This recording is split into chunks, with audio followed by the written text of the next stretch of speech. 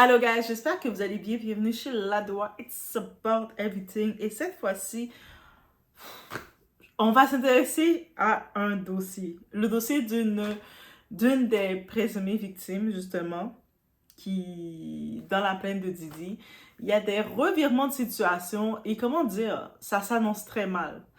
Et ça s'annonce très mal du côté qui sont contre Didi.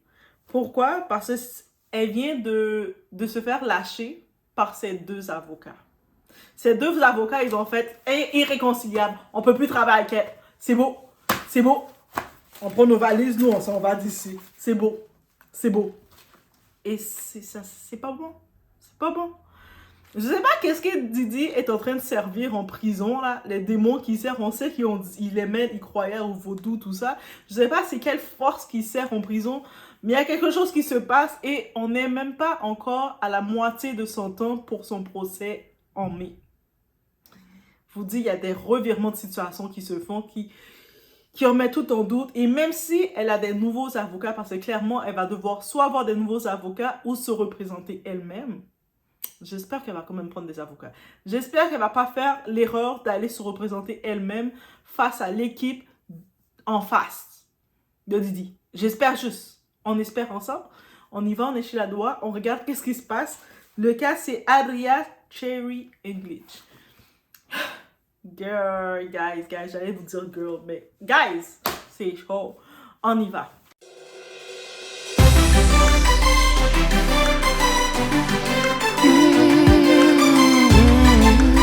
Donc, j'ai vu plusieurs articles pour poursuivre.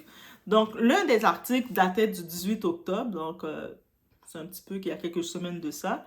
Donc, on sait que les événements, les événements de Adria remontent surtout au Labor Day, où il y avait les événements que Didi organisait parce qu'il faisait beaucoup de white party, les événements tout en blanc. Et puis elle était embauchée, puis elle était utilisée comme trafic. Il l'utilisait pour l'envoyer dans les endroits, et puis il lui faisait avoir des relations avec ses invités. C'est ça qui, dans sa plainte, c'est ça l'essentiel de sa plainte. Les avocats qu'elle a justement pour la défendre, c'est Ariel Mitchell Kidd et Stephen A. Metcalf. Ces deux-là, ils sont plus ses avocats. Ils ont dit non, il y a irréconciliation, elle nous écoute pas, elle est tête dure, elle est têtue, elle est tête brûlée, on veut plus la défendre. On croit en la cause, mais on croit plus en elle, ça marche plus. Désolé, nous, on n'a pas étudié avocat pour se retrouver avec une tête brûlée comme ça. Bref, en gros, c'est ça qu'ils sont en train de dire. Donc, ils ont dit irréconciliable entre les avocats et la cliente. Il y a des différences là, c'est comme oubliez ça. Et puis, mauvaise entente entre eux. Donc, tu sais, eux autres, comme avocats, ils doivent donner des règles à ta cliente, comment tu dois te comporter, qu'est-ce que tu dois faire pour que tout se passe bien. Si la cliente ne t'écoute pas, mais ça va être compliqué. Et elle, de son côté, Adria, elle s'est dit, ah, ça prend du temps, cette affaire-là. Tu sais, comme nous aussi, on est impatients, on voit que pourquoi ils ne donnent pas les noms, pourquoi ça ne marche pas comme on veut. Mais elle aussi, elle s'est dit, mais je vais essayer de pousser les affaires pour que ça va plus vite, pour faire justice. Et ça ne marche pas comme ça, malheureusement. Donc, elle s'est retrouvée dans tout ça. Et on regarde ici, Adria English, elle a brisé les ententes le 24 septembre face à son ton et manque de respect. En plus de ça, avec ses avocats, elle a un ton, une façon de les parler arrogante, plein d'arrogance, plein de mépris. Elle oublie que ses avocats, ils travaillent pour elle. Ils travaillent avec elle et non contre elle. Donc, ils sont des humains aussi. Des fois, ça arrive souvent, il y a des gens, que ce soit les employés au service à la clientèle, que ce soit vous êtes au restaurant ou n'importe quoi, vous traitez l'employé qui est là pour vous servir, vous le traitez comme si il valait rien, il était payé pour que vous l'insultiez. Mais limite, c'est ça. Et eux autres étaient comme, non, on n'a pas étudié tout ça pour passer l'examen du barreau pour être traité comme un moins que rien, alors qu'on est là pour t'aider. Et aussi, son comportement douteux et aussi des activités autodestructrices. Donc, elle continue de faire des activités, d'être dans le milieu probablement, elle est dans son milieu. Elle fait des genres d'activités qui l'ont dit, regarde, pendant le procès, tu vas être scruter à la loupe. L'équipe de Didi, ils vont être méchants avec toi, ils vont t'observer, ils vont regarder pour essayer de retirer ta crédibilité face aux jurys. Donc, s'il te plaît, comporte-toi à droite, évite certaines choses pour pas qu'on te remet en question. Mais elle a fait, je fais ce que je veux. Je fais ce que je veux. Toi, t'es qui, toi, pour me dire quoi faire? Bref, vous imaginez le genre, donc c'est compliqué. Et le maître Michel Kidd a dit, par contre, a insisté, elle n'a jamais perdu espoir dans le dossier. Donc, quand elle entend sa version, elle est certaine qu'elle a vécu quelque chose. Mais elle, comme cliente, elle peut pas. Elle a dit, je peux pas. Je sens qu'il y a quelque chose avec elle, que ce qu'elle dit, il y a quelque chose. Au fond, moi, je le sens. J'ai toujours espoir que ce qu'elle me dit, c'est vrai. Mais sa réaction, son attitude, ça va au-delà de mes valeurs. Je ne peux pas travailler avec n'importe qui. Je ne peux pas. Elle dépasse les limites. Elle dépasse les limites que aucun humain ne peut travailler avec quelqu'un comme ça, ne peut tolérer ça. Et on peut l'imaginer. Et dans son passé, elle n'a jamais vécu ça. Et c'est trop. Elle a dépassé les bornes. Donc aussi, mais tenez vraiment à préciser ils n'ont pas, l'équipe d'avocats, là, elle et Steven Metcalf, ils n'ont pas perdu foi contre l'histoire, les faits qu'ils ont dit, mais c'est contre la personne, Adria elle-même, c'est pas bon. Ça marche pas. Et puis ils savent qu'ils vont pas, même si ils croient en ce qu'elle dit, ils pourraient pas la défendre parce que elle, avec son comportement, elle est sa propre ennemie. Bref, en gros, c'est comme ça que ça veut dire. Elle n'écoute pas les règles. C'est-à-dire que eux autres, comme avocats, ils sont pas juste là. Si tu veux qu'ils te représentent devant les juges, surtout devant les jurés et surtout devant l'équipe de Didi. Didi, là, il y a une équipe d'avocats là, qui sont équipés pour faire sortir leurs clients. Ils sont chauffés là.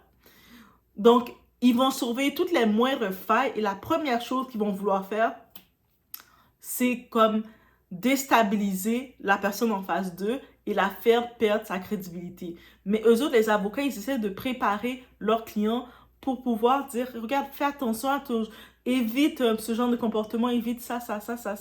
Pourquoi? Pour pas être déstabilisé, justement, parce que c'est ça qu'ils vont chercher à faire, te déstabiliser. Mais elle n'écoute pas les règles, elle dit, je fais ce que je veux. Bref. Et en même temps, Adria, elle a dit, ça fait longtemps que ça dure. Moi, maintenant, je vais faire avancer les affaires à ma façon.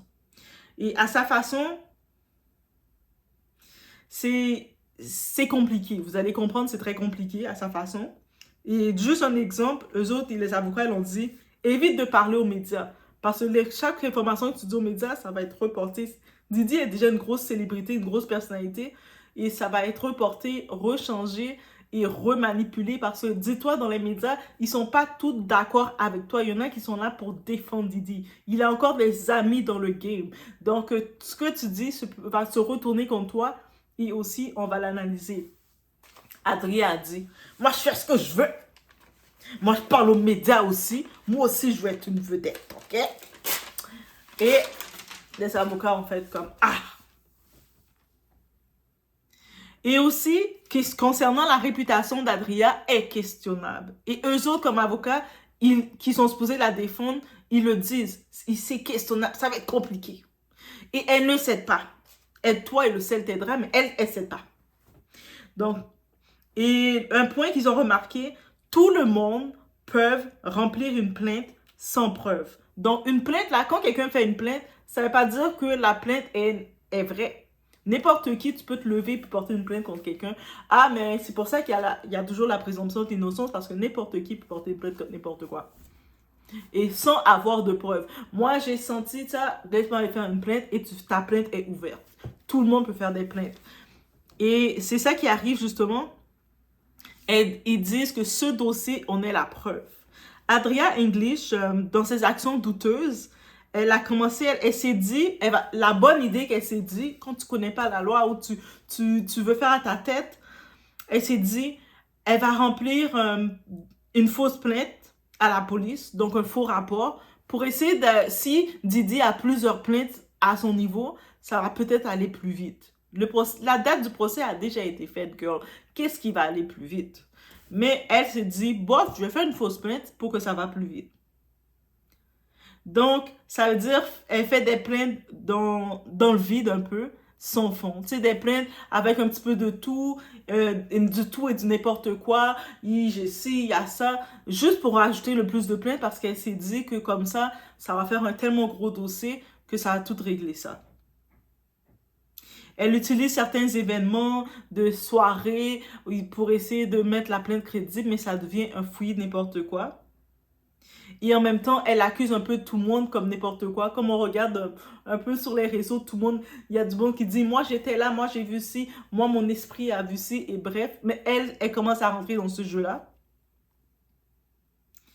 On rappelle que Didi, il a été arrêté le 16 septembre pour les trafics, pour tout ce que vous savez. Donc, il est en prison depuis le 16 septembre. Et là, maintenant, quand on retourne dans le dossier de la plainte de Adria, à partir de la page 114, si vous allez regarder la plainte, vous voulez lire et tout, je vous invite à aller faire la lecture. Moi, j'aime ça faire la lecture, mais pas tant que ça des fois. Donc, je vous invite à aller faire la lecture, vous. Donc, concernant sa plainte, elle mentionne avoir été trafiquée, justement, pimpée par Didi et ses associés. Donc, elle dit ses associés au pluriel, ce qui est dit, mais il n'y a pas de nom précisé, c'est qui les associés de Didi. Bref, c'est ses associés. Et puis, elle dit que ça a duré de 2004 jusqu'à 2009, de New York jusqu'à Floride. À l'époque, dans ce moment, elle était gogo danseuse, qu'on appelle. Donc, elle était stripteaseuse, elle était danseuse pour adultes, danseuse exotique, le terme que vous voulez, mettez-le dans cette période-ci. Et dans cette période-ci, elle acceptait de travailler dans le divertissement, donc que Didi l'offrait. Donc Didi l'avait donné un contrat pour quand il faisait les white parties, les soirées en blanc. Il y a plein de types de personnes. Des fois, il embauche. Dans ces soirées, on a pu comprendre, c'est vraiment grandiose, là. Il invitait des petits clowns, tu sais, les petites personnes comme dans les films. Il invitait les acrobates. Il y avait même des animaux de cirque qui venaient. Et lui, il voulait faire vraiment, c'est des fêtes. C'est pour ça qu'il y a les événements, il y a les freak-offs, c'est deux choses. Donc lui, il l'avait embauché comme il savait que c'était une fille qui travaillait comme qui était à l'aise d'écarter ses jambes, de faire des choses comme ça. Donc il avait dit, ah, mais j'ai un contrat pour toi dans ces événements-là. Tu vas avoir affaire à une certaine type de clientèle et puis peut-être que si il t'aime bien, et elle allait dans les soirées dans les Hamptons ou à Miami. Donc quand il faisait ses soirées, peu importe où, il la contactait ou l'équipe de Didi qui organise le tout. Hey gars, on a telle soirée, t'es booké. Oh yeah, j'avais fait plein d'argent la dernière fois. Bref, vous voyez le genre. Et en même temps, elle précise dans sa plainte qu'elle faisait ça encore plus. Elle était motivée de faire ces contrats-là parce qu'elle avait son copain, son petit chéri de l'époque. Ah, on est prêt à faire tout pour l'amour, hein? Ah, j'ai pas encore connu l'amour, je sais pas. Donc, mais à ce qui paraît, il y en a qui sont prêtes à faire tout pour l'amour. Et puis, c'est elle-même qui le dit.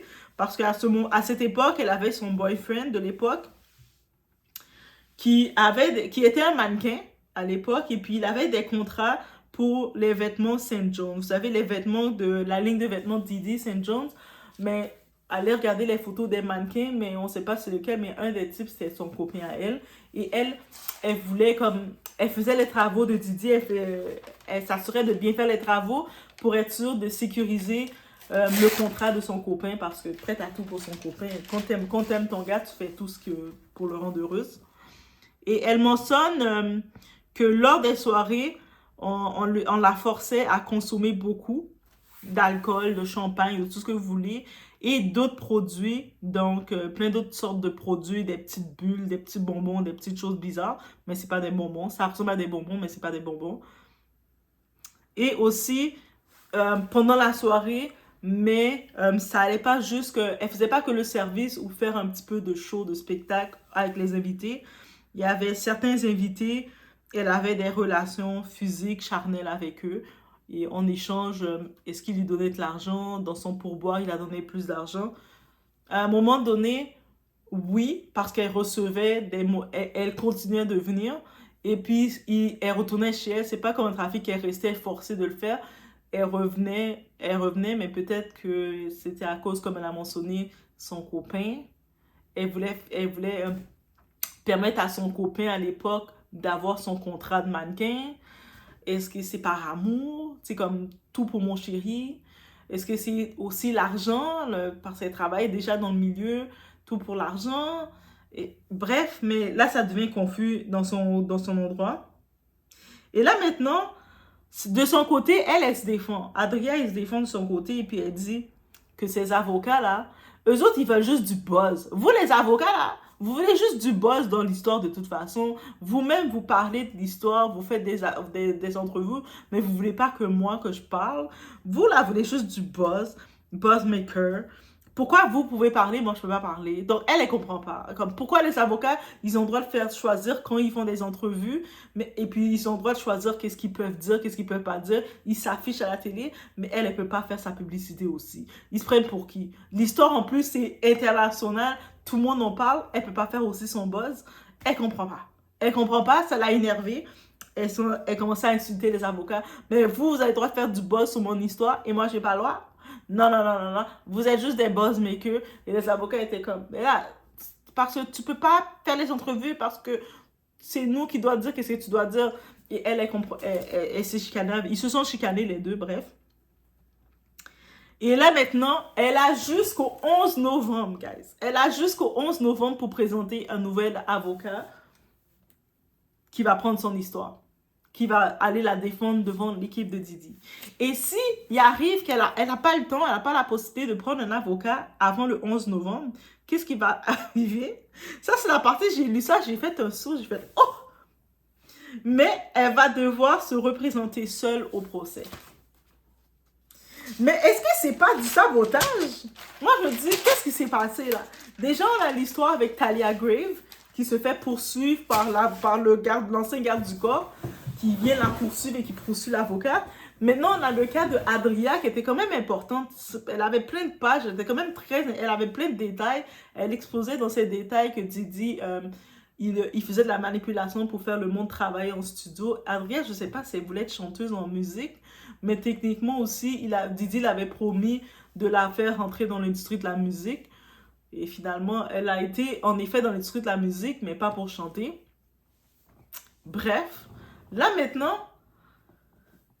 si elle ne trouve pas un avocat, on est quelle date là? Quand je dis ça comme ça, on est le 11. Et j'ai même pas vu la nouvelle si elle a trouvé un avocat. Donc, si je vous dis que je n'ai pas dans les nouvelles d'Adria, elle va venir elle-même. Déjà, on l'a dit qu'elle est indisciplinée. Elle est toujours dans les activités du milieu, c'est-à-dire elle continue de travailler, de faire gogo danceux, de faire ses trucs, et peut-être elle a encore les fréquentations qu'elle a, peut-être elle consomme un petit peu encore, mais elle continue de faire ça parce que les avocats, ils se sont plaints de ça, que ses activités étaient douteuses, étaient pas correctes. Elle continue de le faire.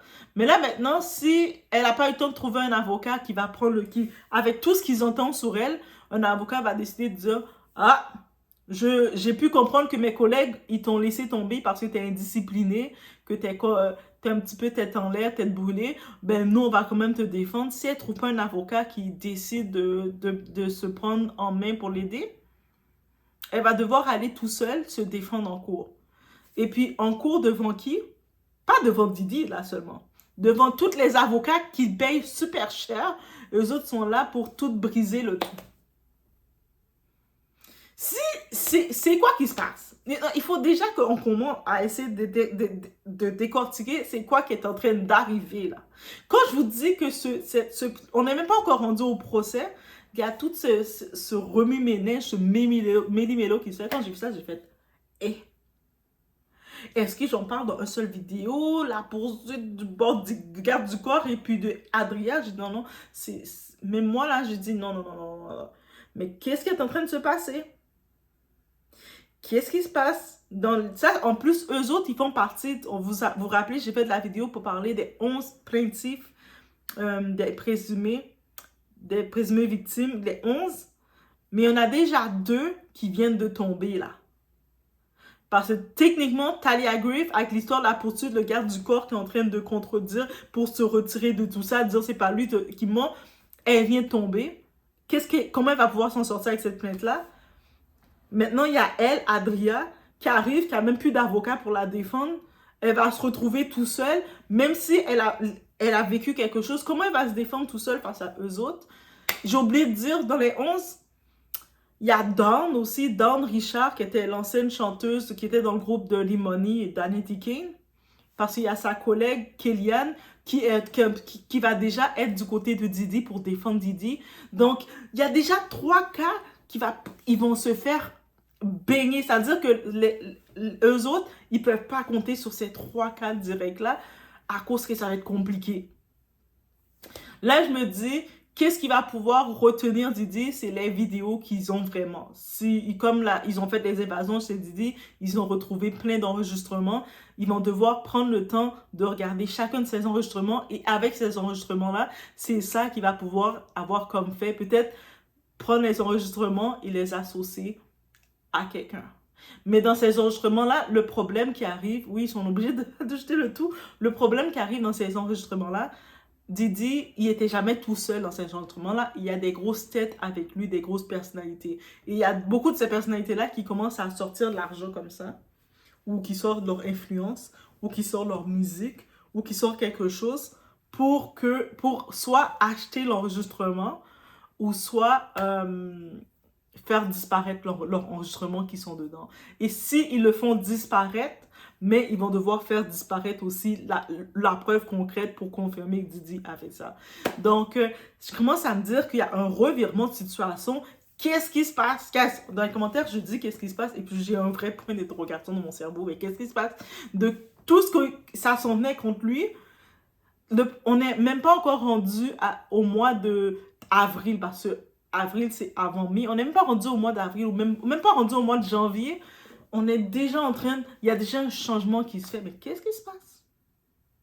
Et puis, c'est pour ça qu'on sent une certaine assurance chez Didi. Quand il a fait, je vais faire un petit rappel pour vous. Vous vous rappelez, comme il y a quelques jours de ça, il fêtait son 55e anniversaire. On a pu entendre un appel qu'il faisait avec ses enfants, qui chantaient Bonne Fête. Et puis, il disait, si on écoute cette vidéo, on retourne, il dit à ses enfants, inquiétez ou pas, on va se revoir. Et puis, il y a Christian, l'enfant, qui répète, oh, j'ai hâte que se revoie. I can't wait to see you. To see you. Pour te revoir. On va se revoir. Que tu vas aller le voir en prison. Ou que tu sais qu'il va sortir. Et avec tout ce qui arrive, je me dis, c'est quoi qui s'est passé? Et c'est quoi? Est-ce qu'il arrive quelque chose avec toutes ces présumées victimes? Il y a des sorts qui sont jetés sur elle et on est spirituel, on lance les théories et puis elle commence tout à commencer à dérailler, à perdre le sens. Quand ils sont rendus au moment de rester ligne droite, il y en a une qui vient de perdre ses 2 avocats, l'autre qui est poursuivie, il y en a une autre que sa collègue qui travaille avec elle, que dans toute sa plainte, Dawn Richard, elle a dit que Kellyanne, sa collègue, était avec elle et là sa collègue, elle commence à la dire, elle ment. Moi, je n'ai rien vu. Moi, mes yeux étaient ouverts, je ne voyais rien. Là, je me dis, mais qu'est-ce qui est en train de se passer? On dirait dans ce procès-là, tout ce qui va finir par avoir, on va retrouver Cassie tout seul contre Didi. Et puis, elle, qu'est-ce qu'elle va dire? Mais est-ce qu'on va pouvoir le condamner longtemps? Si elle se retrouve tout seul contre Didi, est-ce qu'on va pouvoir le condamner? Non. On va dire, oui, il était méchant, il était dans une relation bizarre. On va le mettre dans une thérapie, comme tu vas devoir faire une thérapie de 5-6 ans. Peut-être qu'il va plus être à l'avant comme il était une vedette, mais bref. Guys, dites-moi savoir qu'est-ce que vous en pensez, le revirement de tout ça. Et qu'est-ce que vous en pensez du revirement de tout ça? Même moi, je sais pas quoi en penser. Donc, dites-moi qu'est-ce que vous en pensez du revirement de tout ça. Guys. On se voit pour la prochaine vidéo. Parce qu'il y aurait un autre revirement. Je sais pas c'est quel autre revirement qu'il va avoir, mais je comprends plus rien. Et surtout, on retourne rapidement sur ce livre-là. En passant, je vous dis, on a les Ukram Sisters, elles nous ont lu complètement le livre dans l'intégralité. Il y a une vidéo de près d'1 heure. Elles lisent le livre en mode audio. Girl, merci. J'avais déjà la flemme, la paresse de le lire en entier. Donc, elles le lisent toutes et puis avec la traduction en plus en française. Donc, vous voulez voir le contenu du livre, allez sur leur chaîne Ukram Sisters et vous allez pouvoir avoir tout le livre lu. Mais aussi, qu'est-ce qui arrive dans ce livre-là? À ce qui paraît, c'est Courtney Burgess qui avait les flashs, les USB qui étaient laissés et le manuscrit. Pour une raison quelconque, il a pu ça en sa possession, quelqu'un l'a pris. Est-ce qu'il l'a vendu ou les personnes qui sont dans la vidéo, ils sont venus le chercher et lui, il a eu peur, il les a remis. Mais bref, mais si tu as pu ces possessions-là, donc ça va devenir ta parole face à leur parole. Mais en même temps, je me dis, je suis pas surprise de ce retournement de situation parce qu'il y a tellement de monde impliqué, des grosses personnalités, des grosses têtes impliquées autour de Didi. Didi, je pense qu'il savait qu'il faisait des choses bizarres. Il a fait en sorte, dans ces choses bizarres, de se protéger en associant plein de monde autour de lui. Il faisait pas ses actions tout seul, surtout devant les caméras. Il mettait ces personnes, ces grosses têtes-là avec lui. Donc, si il arrive maintenant qu'il tombe, ils sont obligés directement de voir les faits, de dire « Ah, mais toi aussi, je suis obligé de te faire tomber parce que je fais tomber lui pour ça, mais toi aussi, tu dois tomber. » Donc, peut-être c'est sa façon de se protéger en mettant toutes les caméras partout. Et finalement, le monde disait que Didi était tête brûlée, mais on dirait qu'il a réfléchi plus qu'on pensait. Bref, laisse-moi savoir qu'est-ce qu'on pensait dans cette fameuse toute théorie. On se voit au prochain vidéo, guys.